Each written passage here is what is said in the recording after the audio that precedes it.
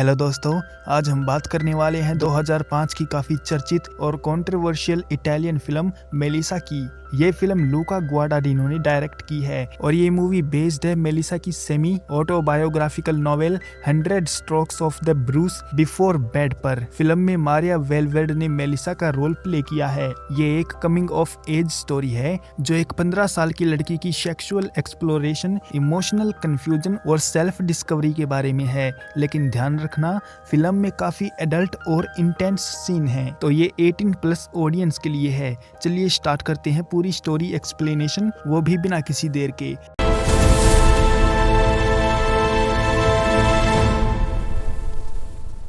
Film की starting में हम मिलते हैं मेलिसा से, एक शर्मीली मासूम 15 साल की लड़की जो अपनी माँ डारिया और अपनी दादी एल्विरा के साथ रहती है। उसका पापा ऑयल रिंग पर काम करने के कारण ज़्यादातर बाहर रहता है। मेलिसा अपनी माँ से ज़्यादा कनेक्ट नहीं है, लेकिन दादी उसकी सबसे अच्छी दोस्त है। दादी को स्मोकिंग की आदत है और वो बीमार भी रहती है, लेकिन वो मेलिसा को समझती है। एक दिन मेलिसा बहुत एक्साइटेड होती है क्योंकि स्कूल का पॉपुलर और अमीर लड़का डैनियल उसे अपनी पूल पार्टी में इनवाइट करता है। मेलिसा को डैनियल पर लंबे समय से क्रश है। वो अपनी बेस्ट फ्रेंड मैनुएला के साथ पार्टी में जाती है, लेकिन डैनियल से बात करने की हिम्मत नहीं जुटा पाती। पार्टी में एक लड़का उसे पूल में धक्का दे देता है। मेलिसा तैरना नहीं जानती और डूबने लगती है। डैनियल उसे बचाता है और बैकयार्ड में ले जाता है। वहाँ बातों बातों में डैनियल को पता चलता है कि मेलिसा उसे पसंद करती है। वो इसका फायदा उठाता है और मेलिसा को ओरल सेक्स के लिए मजबूर करता है।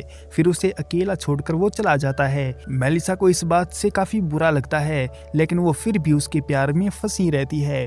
कई महीने बीत जाते हैं, डैनियल उससे कांटेक्ट नहीं करता। स्कूल फिर से शुरू होता है। मेलिसा कोशिश करती है, लेकिन डैनियल उसे इग्नोर करता है। एक बार वो बार में मिलते हैं। डैनियल उसे अपने दोस्तों से मिलवाता है और मजाक उड़ाता है। फिर वो मेलिसा को घर ले जाता है और उसके साथ सेक्स करता है।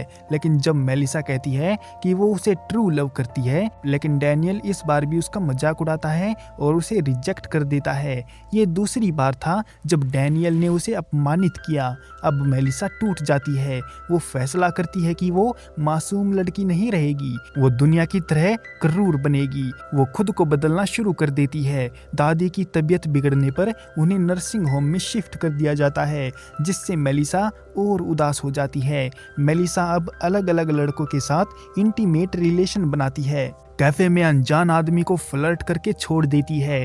क्रिसमस पर दादी घर आती है और मेलिसा के बदलाव को नोटिस करती है। फिर डैनियल का फोन आता है। वो उसको सरप्राइज कहकर बुला लेता है। मेलिसा जाती है, लेकिन वहाँ डैनियल और उसके दोस्त उसे थ्रीसम के लिए यूज करना चाहते हैं। मेलिसा पहले तो भागने लगती है, लेकिन फिर मुझे घंटा फर्क नहीं पड़ता दिखाने के लिए वो वापस आकर उनके साथ इंटीमेट हो जाती है। मेलिसा एक डायरी में सब कुछ लिखती है। उसकी फ्रेंड मैनुएला उसे समझाती है, लेकिन मेलिसा नहीं मानती। उसकी लिखी डायरी क्लास में मिल जाती है। एक लड़की उसे सबके सामने पढ़ती है, जिससे मेलिसा के सीक्रेट सबको पता चल जाते हैं। मेलिसा गुस्से में मैनुएला को ब्लेम करती है और उससे दोस्ती तोड़ देती है और वो एक्सट्रीम हो जाती है। छोटे कपड़े, डेटिंग साइट पर अकाउंट, अनजान लड़कों से मिलना, ये सब उसका रूटीन बन जाता है।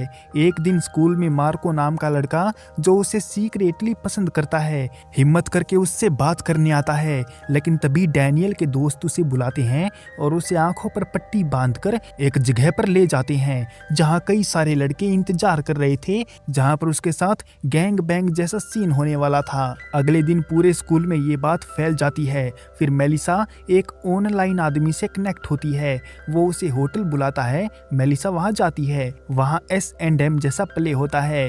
वो उसे हिट करता है, उसे मारता है। मेलिसा इससे बहुत ज्यादा डर जाती है और वहां से निकल जाती है। घर पहुंचने पर माँ डारिया बताती है कि दादी की मौत हो गई है। डारिया को वो डायरी मिली है और उसे सब कुछ पता चल गया है। वो मेलिसा को पूछती है कि ये सब सच है या सिर्फ उसकी इमेजिनेशन। फिल्म यहाँ इमोशनल क्लाइमैक्स पर खत्म होती है, जहाँ मेलिसा अपनी गलतियों, दर्द और सेल्फ वर्थ को समझने की कोशिश करती है।